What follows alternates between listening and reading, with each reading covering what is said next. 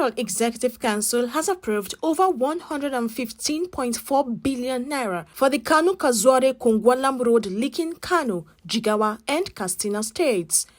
The Minister of Works and Housing, Babatunde Fashola, made this known when he briefed State House correspondents at the end of the weekly council meeting presided over by President Muhammadu Buhari in Abuja. The Ministry of Works and Housing presented one memorandum for the dualisation of the Kano Kazaure Kongwalam Highway, 131.4 kilometers from a single carriageway to dual carriageway. So Council approved that proposal at a cost of 115 billion 425 million 896,907 naira and 15 kobo over 48 months. The instructive thing is that the financing will be done by the tax credit scheme of BUA International Limited, and they will use Mrs. PW Construction Nigeria Limited, a company in which they have acquired some interest to undertake the construction. Also addressing the correspondents on the outcome of the meeting, the Minister of Transportation, Rotimi Amechi, said Council had approved $183.7 million for consultancy services for supervision of 3 railway projects in Nigeria. According to him, the projects involved are those of Port Harcourt to Maiduguri, Kano to Maradi, and Abuja to Warri. As the Minister of Transport presented 2 memos,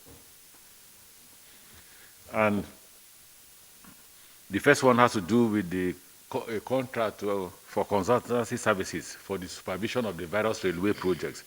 You know that we have 3 or 4 railway projects that are yet to start or commence the construction, and they include the Port Harcourt Maiduguri, Kano Maradi, and then the Abuja to Warri.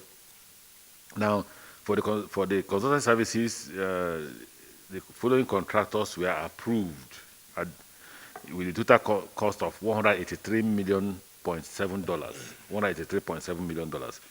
The contractors are G Engineers. G is, as I hope I pronounce it well, IX.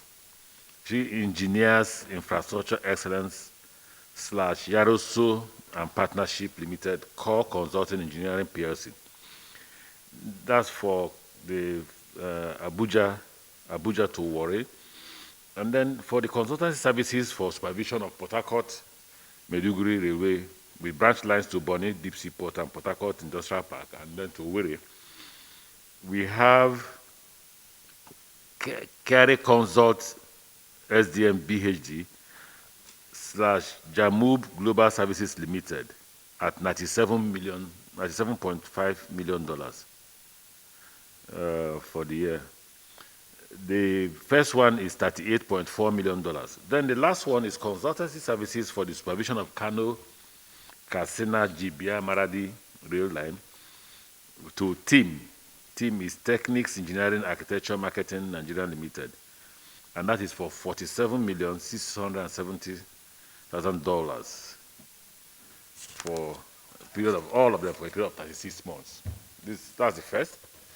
The second one is that the Cabinet approved a concessionaire agreement, approval for the Ministry of Transport to concession the Onitsha River Port to a company called Universal Elysium Consortium. Universal Elysium Consortium. They are to manage the river port for 30 years.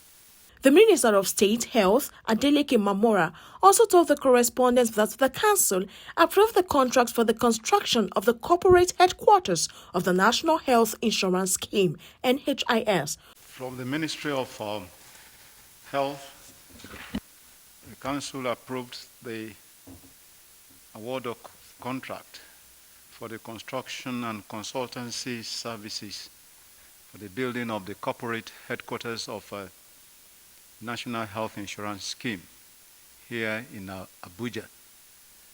Of course, the need has become inevitable to expand what is on ground to improve the operational efficiency of that agency, this National Health Insurance Scheme.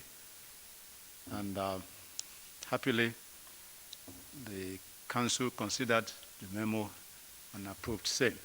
For her part, the Minister of State for Environment, Sharon Ikazo, announced that the Council approved the country's policy on waste battery management. Ikazo says she also gave a report to the Council on the 2021 United Nations Climate Change Conference that Nigeria attended and the country's plan for Climate Change Conference 27 going forward. The first FEC memo was the Energy Transition Plan for Nigeria. This memo was presented as a plan for Nigeria to achieve net zero carbon emission. And this will clearly set out the pathway for Nigeria in achieving this. And the second memo was the waste battery management policy for Nigeria. I mean, this policy on waste management will create a lot of jobs in the circular economy for Nigeria and at the same time protect the health of Nigerians to make sure that hazardous waste like waste batteries are properly disposed of with regulations and including recycling in Nigeria as well.